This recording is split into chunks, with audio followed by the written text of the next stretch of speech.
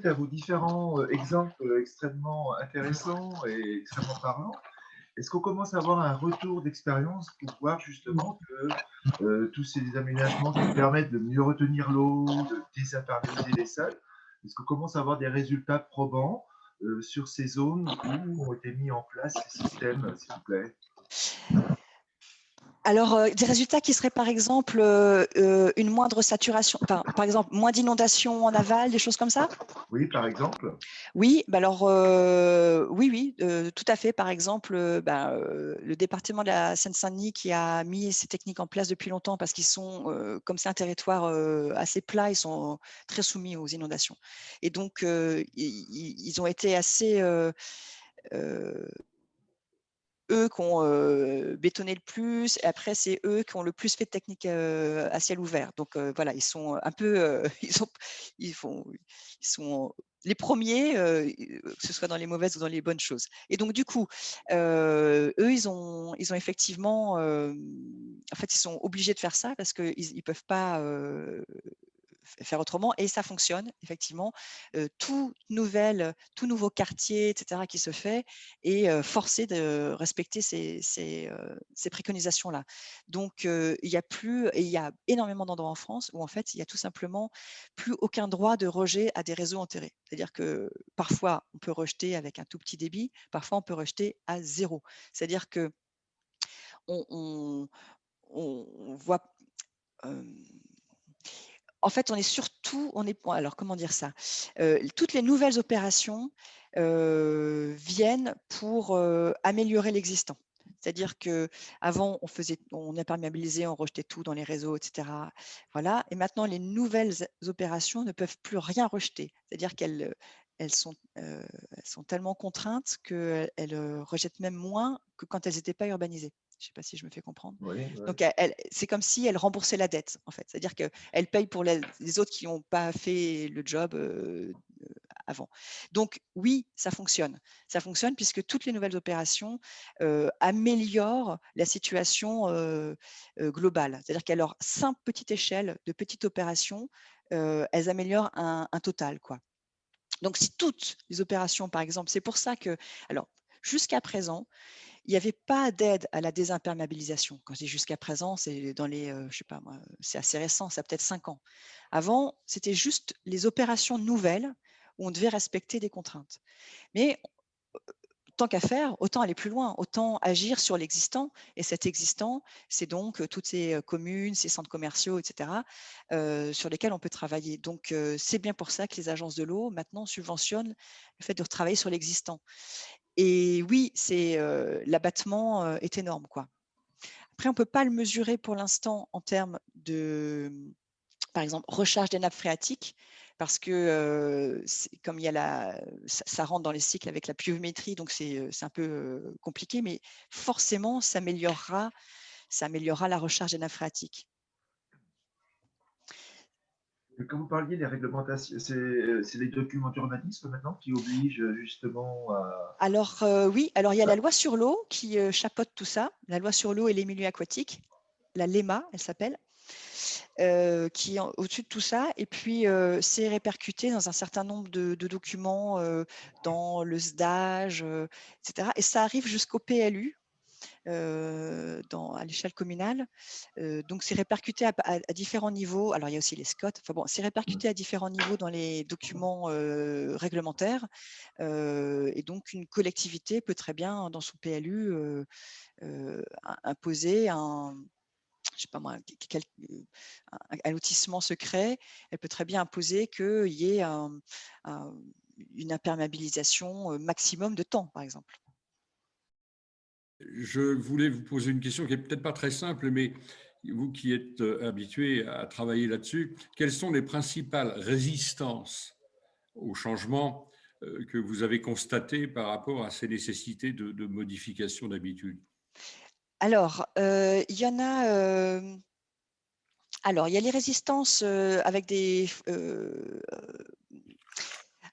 alors il y en a plusieurs. Il y a celles qui sont psychologiques, c'est-à-dire on va se dire, l'eau à ciel ouvert, c'est sale, c'est machin, ces trucs. Alors c'est sale parce qu'on va imaginer qu'il y a de l'eau, que c'est boueux, etc. Donc en fait, il y a des résistances par rapport au fait que les gens n'ont pas vu assez d'exemples réalisés où ça fonctionne. C'est-à-dire en fait, on est sur des espaces qui sont drainés, donc on n'a pas du tout de stagnation ou de saleté. Donc voilà, il y a déjà un petit peu cette peur de la saleté. Ensuite, il y a souvent une peur du moustique aussi.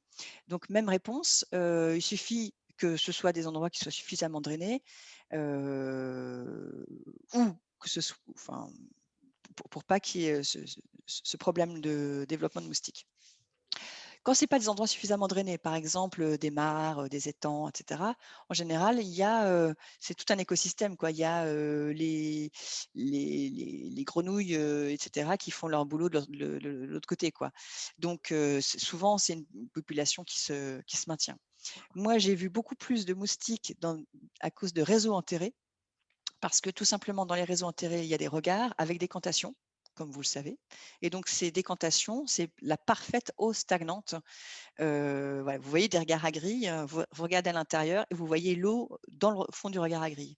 Donc, en fait, là, on est vraiment sur des nids à moustiques. Donc, en réalité, moi, j'ai plus vu de moustiques dans les réseaux enterrés, à cause des réseaux enterrés qu'à cause des réseaux à ciel ouvert. Ensuite, il y a aussi une question de pouvoir, parce que pour l'instant, l'eau, elle est aux mains des techniciens de la bétonisation. Je caricature un peu, hein, mais c'est-à-dire, il y a vraiment cette science du tuyau, etc., qui est,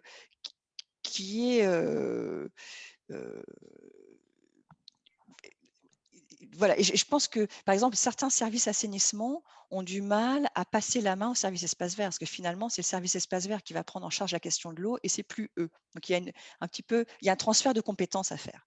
Et donc, avec le transfert de compétences, il y a un transfert de moyens financiers, forcément, puisque si le service assainissement a X milliers d'euros pour gérer l'eau dans des tuyaux, bah, il faudra bien passer ces X milliers d'euros aux espaces verts, qui seront très contents parce qu'avec ces X milliers d'euros, ils pourront faire beaucoup plus que gérer l'eau. Ils pourront planter des arbres, faire des parcs, des jeux d'enfants. Enfin, proportionnellement la différence de coût entre les aménagements enterrés d'assainissement et les aménagements espaces verts de paysage, elle est énorme, quoi. Enfin, le paysage, c'est pas cher par rapport au réseau enterré, quoi. Donc il y a le fait d'accepter de passer, de transférer les compétences et le budget qui va avec. Et c'est souvent, ah oui, si, pardon, il y a un autre élément, c'est les bureaux d'études. Les bureaux d'études VRD qui ne sont pas toujours formés à la technique et qui donc vont pas trop savoir comment faire. En réalité, c'est très simple, hein, mais ils ne savent pas. Et donc, ils vont préférer faire comme ils savent, c'est-à-dire mettre des tuyaux, parce que c'est vrai que c'est très facile, paf, paf, paf. Quand on travaille à ciel ouvert, la difficulté, c'est de comprendre les pentes. On ne peut pas, quand on met un tuyau, on met une grille, paf, ça va où on veut. Quand on travaille à ciel ouvert, il faut travailler finement avec le sol. Et donc ça demande un effort de réflexion que certains bureaux d'études ne veulent pas, ne sont pas en capacité de faire. Et donc, à ce moment-là, ils vont expliquer par tous les moyens possibles que la version à ciel ouvert, c'est pas possible pour cet endroit-là, parce que voilà, ils trouveront tous les prétextes qu'il faut, parce que tout simplement, ils n'ont pas les compétences. D'une part, ils n'ont pas les compétences, et en plus, ça rapporte moins de faire à ciel ouvert, puisque bureaux d'études et autres, et moi j'en fais partie, on est payé au pourcentage d'honoraires. Pardon, nos honoraires sont au pourcentage des travaux. Donc, ça coûte beaucoup moins cher de faire une grande pelouse qui absorbe que de faire des tuyaux. Donc, un bureau d'études ne sera pas forcément très intéressé pour faire une grande pelouse qui absorbe. D'autant plus qu'elle devra réfléchir autant pour faire une grande pelouse qui absorbe, puisqu'il faudra qu'elle gère la topographie, devra réfléchir autant que pour faire des tuyaux et elle sera payée moins comparativement. Voilà globalement les freins que je peux citer. C'est souvent la méconnaissance. C'est souvent le fait de…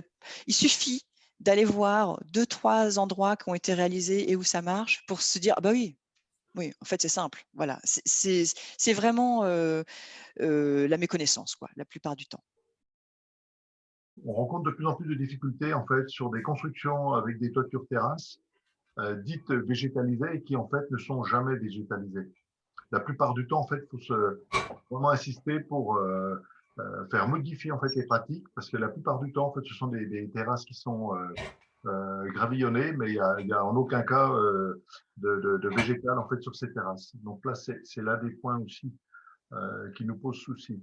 Ensuite, ce qui manque peut-être dans cette présentation, alors c'est peut-être volontaire, mais vous n'abordez pas la récupération des eaux de pluie, en fait, qui peuvent être réutilisées, donc soit au titre collectivité, soit au titre particulier, pour l'arrosage des plantes restant de l'année, etc. Enfin, il y a peut-être des choses intéressantes. Et ensuite, après, une autre interrogation, c'est en ce qui concerne le faucardage au niveau des fossés. L'interrogation, en fait, c'est est-ce qu'il faut le faire un faucardage annuel, systématique, ou alors, d'après ce que je comprends sur votre présentation, vaudrait mieux faire retarder en fait le faucardage pour que les plantes puissent absorber le maximum d'eau et puis de pollution. Voilà un petit peu. Et puis un autre point, bon, qui est peut-être pas abordé non plus, mais volontairement, c'est la notion des pratiques agricoles. Entre Oui. drainage et irrigation, je dirais, on est un petit peu c'est un petit peu l'opposition, quoi. Et là, donc, c'est vrai qu'on a beaucoup d'interrogations aussi par rapport au niveau des pratiques agricoles. Oui, alors je vais reprendre un peu vos différents points. Alors pour les toitures terrasses, là, je vous invite à voir avec ce sont des promoteurs, j'imagine, qui construisent? Oui. Oui, voilà, donc est-ce qu'il y a un cahier des charges, un cahier de prescription architecturale, et cetera pour les lotissements? Parce que j'ai l'impression qu'en fait, ils respectent pas le cahier des charges, non? Ils veulent faire moins cher. Mais ils ne respectent pas carrément le permis de construire, en Oui, fait. Parce que bon, là sur le donc permis de construire, c'est écrit, en fait, mmh, végétalisé. Mais après, quand vous commencez à vouloir, quand vous arrivez à la conformité, en fait, mmh. et vous apercevez qu'elles ne sont jamais végétalisées. La plupart du temps, le constructeur ne cherche jamais à végétaliser, quoi. Bon, alors c'est dommage parce que bon, je comprends bien qu'ils ils cherchent à gagner de l'argent, mais bon, il y a des techniques vraiment pas chères. Il y a même des choses qui sont faites avec juste du simple semis, avec des récoltes de graines locales. Enfin bon, je pense que CAUE doivent avoir des informations pour vous accompagner là-dedans, pour peut-être accompagner les promoteurs. On va considérer qu'ils sont, comment dire, que c'est un manque de compétences et qu'il faut les accompagner. Voilà, on va considérer qu'ils sont de bonne volonté. Pour le recyclage des eaux pluviales, alors effectivement, alors j'en parle pas. Alors là, effectivement, il faut qu'en 1 heure et demie, je dise quelque chose que normalement je dis en 2 jours. Donc forcément, j'ai fait des coupes. Et puis, je vais quand même préciser quelque chose, c'est que, c'est effectivement intéressant, recycler les eaux de pluie qu'on collecte pour son jardin, et cetera. Ça reste des petits volumes par rapport aux questions qui sont liées à l'imperméabilisation, et cetera. C'est-à-dire, c'est du bonus, quoi, c'est de l'accompagnement. Pour moi, le réservoir d'eau pluviale, le réservoir d'eau pluviale, pour moi, c'est la nappe phréatique, puisque déjà, c'est un réservoir d'eau qui est en grande quantité, beaucoup d'eau disponible, qui est souvent de l'eau qui est propre, parce que justement, elle est passée par le sol, qui est propre, qui est fraîche. Il n'y a pas besoin d'entretenir le réservoir, je sais pas moi, il n'y a pas besoin de refaire l'étanchéité ou la fondation de ce réservoir, enfin, il est existant. Et tout ça gratuitement, quoi. Donc moi, je suis d'accord que c'est intéressant d'avoir des petits réservoirs en plus, mais à mettre l'énergie parfois sur un projet, voilà, il faudrait mieux mettre l'énergie à alimenter notre réservoir commun, notre bien commun, l'eau des nappes phréatiques. Voilà mon point de vue là-dessus. Par rapport au faucardage et à la dépollution, non, vous pouvez faucarder parce que 90% du travail de dégradation, etc., est fait par les bactéries qui vivent dans le sol. Donc, la plante participe, elle participe notamment grâce à sa rhizosphère. Donc, il y a plus de bactéries, une plus grande diversité de bactéries qui vivent grâce aux racines des plantes. Mais quand on faucarde la plante, elle n'est pas morte, elle a toujours son système racinaire qui fonctionne. Donc, il vaut mieux entretenir normalement votre système. Alors moi, je fais du faucardage plutôt 2 fois par an, par exemple. Je fais la moitié fin d'automne et puis l'autre juste avant le printemps, par exemple. Comme ça permet qu'il y ait des… Non, c'est pas ça que je veux dire. Enfin, il faut se débrouiller pour qu'il n'y ait pas tout qui soit coupé en même temps, pour qu'il y ait toujours des endroits pour la faune, quoi. Ouais. Alors, le faucardage, souvent, il est géré par l'association foncière. Et la difficulté, c'est qu'après, il y a un petit peu un paradoxe. C'est-à-dire qu'on a du mal parfois à faire végétaliser, replanter des haies le long des fossés ou le long des ruisseaux à cause du faucardage. C'est un petit peu le prétexte qui est évoqué, parce que ce n'est pas forcément compatible. On va dire faucardage mécanisé et végétalisation le long des fossés et ruisseaux. Voilà, il y a un petit peu un paradoxe parfois. Donc, En fait, on n'est pas obligé de faucarder en réalité, hein, les fossés, les ruisseaux. Là, le faucardage qui était indiqué, c'est pour des choses qui sont plutôt en ville, enfin en ville, en village, enfin, c'est-à-dire où on veut garder un aspect maîtrisé. Et encore, même là, on ne serait pas obligé. Le seul truc à faire, c'est que il y a quand même un petit entretien pour éviter qu'il y ait les saules et les peupliers qui se mettent là-dedans. C'est le seul problème. Parce que ça dépend de la pente. Oui, ça dépend de la pente. Ça dépend en fait de qu'est-ce que vous avez. Nous, on a des ruisseaux et des fossés qu'on est obligé d'entretenir. Sinon, on va vite se retrouver en fait avec des débordements gérés au niveau des fossés. parce que vous voulez dire que le végétal va combler le lit. Va obstruer automatiquement les fossés, quoi. D'accord. Je comprends. Oui, oui, je comprends. Oui, dans ce cas-là, effectivement, il y a un export, un peu de matière à faire pour pas. Ouais, ouais. Alors après, voilà, peut-être le faire systématiquement. Il faut peut-être trouver le juste milieu aussi, quoi. Oui, ou faire une moitié, enfin une moitié une année, l'autre moitié l'autre année. Enfin, avoir les arbres à un endroit où les arbres ou les arbustes là où vous faucardez pas. Enfin, bon, voilà, faut effectivement trouver le bon dispositif. Effectivement, hein, c'est des choses fines. Et peut-être qu'il faut élargir vos fossés. Comme ça, vous aurez moins de. Vous faites une pente plus douce, plus élargie. Vous avez un côté où vous êtes peut-être pas obligé d'entretenir aussi souvent du coup. Il y a de la place quand même pour que l'eau passe. Oui, oui, tout à fait. Ça peut être une piste, tout comme la végétalisation, en fait, pour bien retenir les berges aussi, et puis aussi à travers des bandes enherbées à proximité, donc en termes de pollution. Enfin, c'est un ensemble. Et d'ailleurs, vous l'avez très bien abordé dans votre présentation. J'étais déjà conseillère municipale au dernier mandat. Je suis devenue adjointe à plein de choses. Dans des petits villages, on est dévolu à beaucoup de choses, et notamment aux espaces verts. Moi, je connaissais peu de choses, sinon l'entretien de mon jardin que j'aime, voilà. Et donc, d'un seul coup, j'ai une grosse responsabilité, et j'en prends encore plus conscience après ce que je viens d'entendre. La seule chose que je déplore, c'est de ne pas avoir invité mon adjoint aux travaux, avec qui je m'entends très bien. Ça aurait été l'occasion, justement, parce que d'après ce que vous dites, effectivement, on est souvent un petit peu comment on va dire, en opposition ou pas. Enfin, je veux dire qu'on n'a peut-être pas forcément toujours les mêmes. Bon, il est là pour apporter une solution rapide à un problème épineux, créé par un problème ou par un habitant qui s'agace un peu. Enfin, je veux dire, bon. Donc, à la limite, je pense qu'il faut, à mon avis, qu'on travaille. Enfin, moi, ce que j'ai conclu, c'est qu'il fallait qu'on travaille en étroite relation. Transversalement, Voilà, absolument. exactement. Ouais, ouais. Et c'est un des sujets. Il y a même eu à un moment donné dans une conférence, c'était le sujet. C'est transversal et donc il faut travailler ensemble. Nous faisons partie de Dijon Métropole. Donc, bon, c'était un petit témoignage. Il y a, ce qui n'empêche pas, donc nous, la Norge passe à Magny-sur-Tille. Donc, on est en aval de Couternon.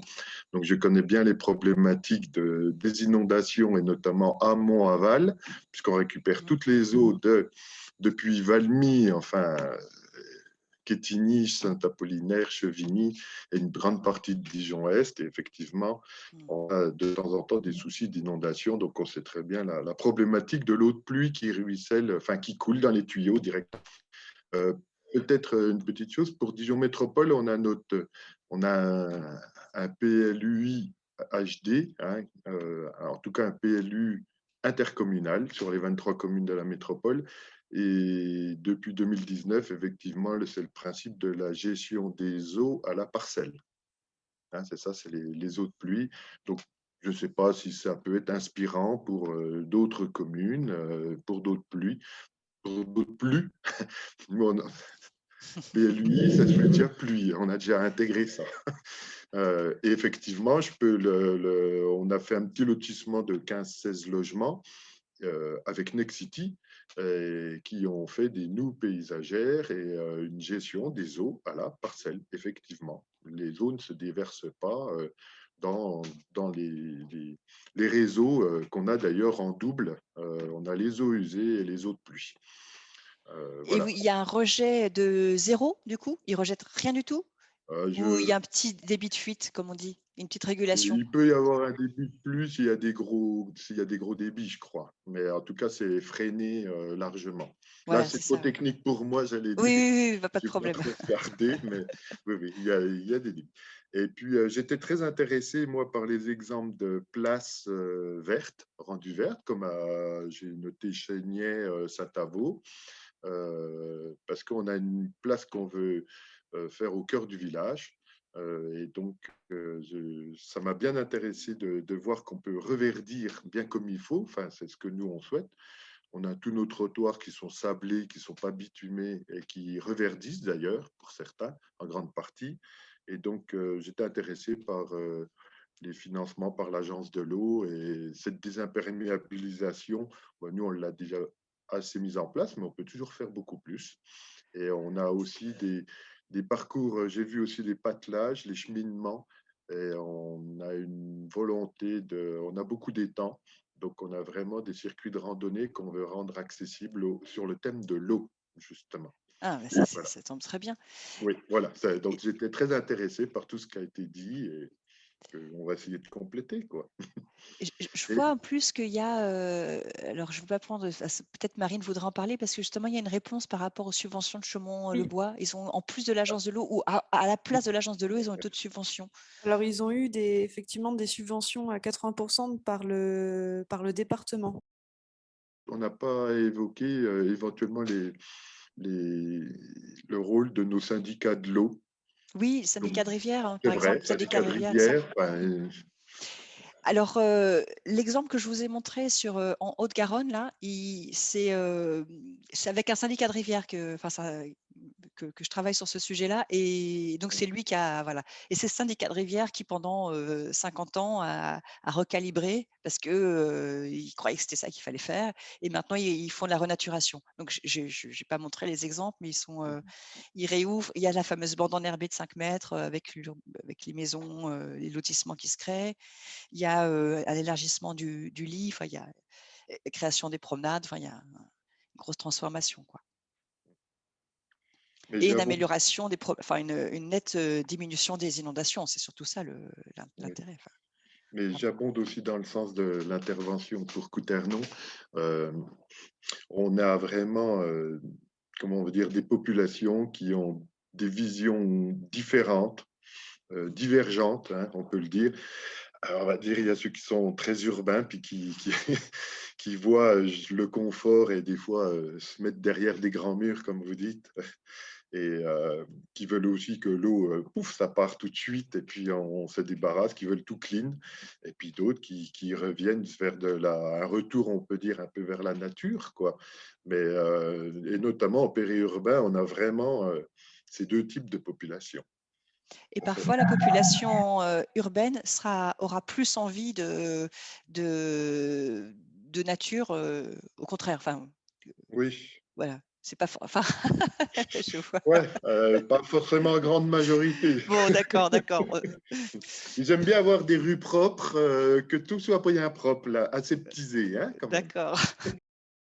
Une dimension aurait, enfin, qui peut être avancée, c'est le lien entre l'eau, la biodiversité et son action sur la santé. De façon, alors c'est complètement un autre, Les sujets sont tous intimement mêlés, hein. Mais bon, l'eau, on sait très bien que l'eau, c'est l'origine de la vie. Biodiversité, c'est la vie aussi. Et puis, dans ce qu'on appelle je cherche le terme, mais enfin, les déterminants de santé, on sait très bien que c'est pas le système de soins ni la génétique qui est le plus important, c'est l'environnement et le cadre de vie qui déterminent surtout la bonne ou mauvaise santé. Et donc, l'eau a vraiment un facteur qui est phénoménal, quoi. C'est pas que la qualité de l'eau, c'est rien que la présence de l'eau à côté de soi, sur un territoire. Et donc, et puis qui génère là. Donc, ça peut être des arguments pour à nos populations qui, maintenant, suite au Covid, sont quand même beaucoup plus sensibilisées et de se dire fabriquons-nous, enfin, ou créons-nous, ou retrouvons, renaturons, comme vous avez dit, un cadre de vie qui soit propice, favorable à la santé. Et c'est aussi un argument peut-être un peu plus récent qu'on pourrait renouveler beaucoup plus. C'est vrai que vous avez vos administrés à convaincre, c'est vrai. Oui. Oui, c'est vrai. C'est une part importante du travail.